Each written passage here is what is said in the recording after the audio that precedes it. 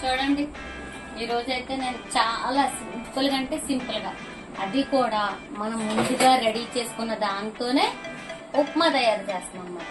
ఉప్మా అంటే ఉప్మా నూకతోను, బియ్యం నూకతోను, అలాగే గోధుమ రవ్వతో కానే కాదండి, మన ఇంట్లో ఉన్న వాటితోనే నేను ఉప్మా రెడీ చేస్తున్నాను. ఏ విధంగా చేస్తున్నానో చూద్దాం ఒకసారి. ముందుగా అయితే ఆయిల్ వేసుకోవాలి ఫ్రెండ్స్. నేనైతే ఆయిల్ వేసాను. చూడండి, ఆయిల్ వేసిన తర్వాత కాస్తంత కొంచెం కలిపేసుకోవాలి. చూడండి ఫ్రెండ్స్, నేను ఇందులో జీలకర్ర ఆవాలు కూడా నేను ఇందులోనే కలిపి పెట్టుకున్నాను ఫ్రెండ్స్.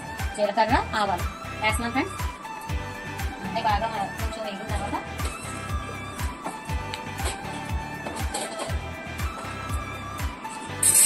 సింపుల్ గా ఫ్రెండ్స్ నేను ఉప్మా అయితే మన ఇంట్లో ఉన్న వాటితోనే ఉప్మా రెడీ చేస్తున్నాను.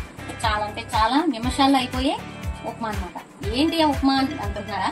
చూసేద్దాం. చూడండి ఫ్రెండ్స్, ఇవ్వండి కాకర. మనం మీకు నేను చూపించాను, కాకర మీద పిజ్జా కింద మనం తయారు చేసుకోవచ్చు.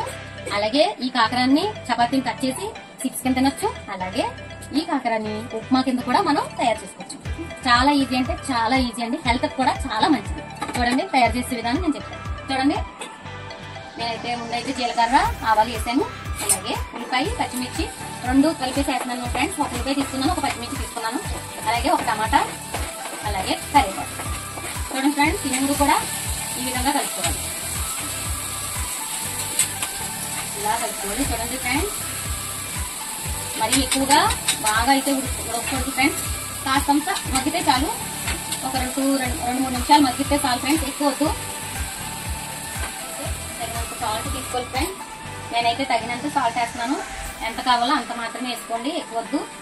అలాగే కొంచెం కారం తీసుకుంటున్నాను ఫ్రెండ్స్. అది కూడా కొంచెమే, ఎక్కువ కాదు ఫ్రెండ్స్, కొంచెం మాత్రమే నేను కారం తీసుకుంటున్నాను. అలాగే కొంచెం పసుపు. ఏంటి వేసి ఉప్మా అనుకుంటున్నారా? ఇదేనండి దీనికి స్పెషల్. మీరు ఏం వేయలేదు ఫ్రెండ్స్, నేను సాల్ట్ యాడ్ చేస్తాను, ఉప్పు పసుపు అలాగే కారం కూడా యాడ్ చేస్తాను. ఈ విధంగా మగ్గిన తర్వాత వాటర్ వేసుకోవాలి ఫ్రెండ్స్. చూడండి ఫ్రెండ్స్, బాగా అయితే ఉడకకూడదు ఫ్రెండ్స్.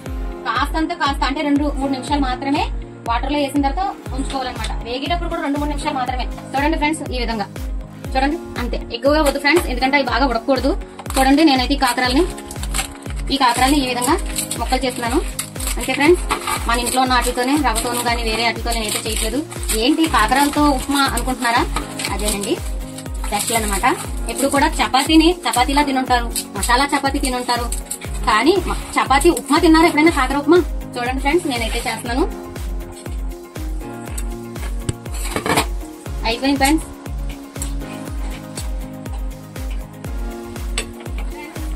కొంచెం అయితే నేను కొంచెం నెయ్యి యాడ్ చేస్తున్నాను. కొంచెం అంటే కొంచెమే, మీరు కావాలంటే వేసుకోండి నెయ్యి, లేకపోతే లేదు ఫ్రెండ్స్. ఫైనల్ గా అయితే అయిపోయింది. చూడండి ఫ్రెండ్స్, ఈ విధంగా కాకరాల ఉప్మా అయితే మనకి రెడీ అయిపోయింది.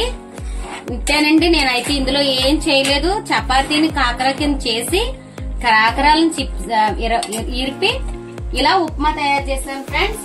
మీకు నచ్చితే మీరు కూడా చేసుకోండి. బాగా కొంచెం మనకి ఎలాగంటే కొంచెం పచ్చిగా ఉండాలి ఉల్లిపాయ అలాగే టమాటా. మరీ ఎక్కువ వేపకూడదు ఫ్రెండ్స్, మరీ ఎక్కువ వేపకూడదు ఫ్రెండ్స్. ఫైనల్ గా అయితే అయిపోయింది. చూడండి, నేనైతే ఇందులో చపాతీలు కాకరాలు చేశాను.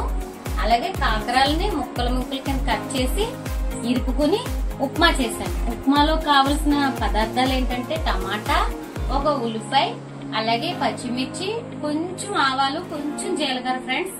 అవి మాత్రమే నేను వేసాను. అలాగే కరివేపాకు కూడా యాడ్ చేయండి.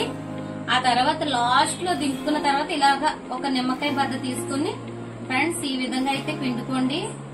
మరి మీరు ఎంత అయితే చేస్తున్నారో నాకు తెలీదు, సో అలాగా దాన్ని బట్టి మీరైతే నిమ్మకాయ పిండుకోండి ఫ్రెండ్స్. వేడిగా చపాతీలు కాకరాల ఉప్మా రెడీ.